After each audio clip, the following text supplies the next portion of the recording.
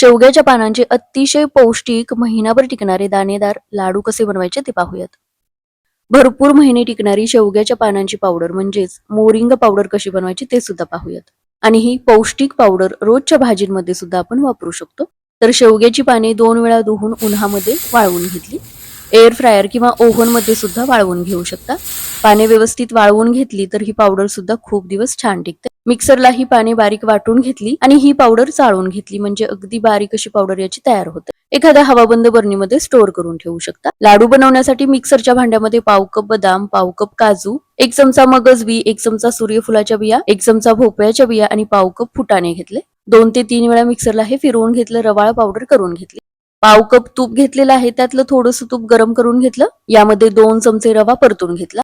आता थोडं थोडं तूप घालून अर्धा कप गव्हाचं पीठ चांगलं परतून घ्यायचं. थोडंसं सैलसर होईपर्यंत, रंग बदलेपर्यंत गव्हाचं पीठ चांगलं परतून घ्यायचं.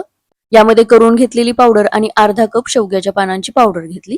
सोबतच क्रॅनबेरी, पिस्ता आणि काळे मनुके सुद्धा घेतले. गॅस बंद करूनच फक्त 2 मिनिटे हे परतून घेतले. एका ताटामध्ये काढून घेऊन थोडंसं थंड करून घेतलं. मिक्सरच्या भांड्यामध्ये ही पावडर घेतली. यामध्ये 1 कप चिरून घेतलेला गुळ घेतलेला आहे.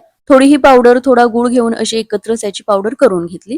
यामध्ये वेलची पूड घेतली, चांगलं मिक्स करून घेतलं. यामध्ये साखर न वापरता किंवा गुळाचा सुद्धा पाक न बनवता सोप्या पद्धतीने हे लाडू बनवून तयार होतील.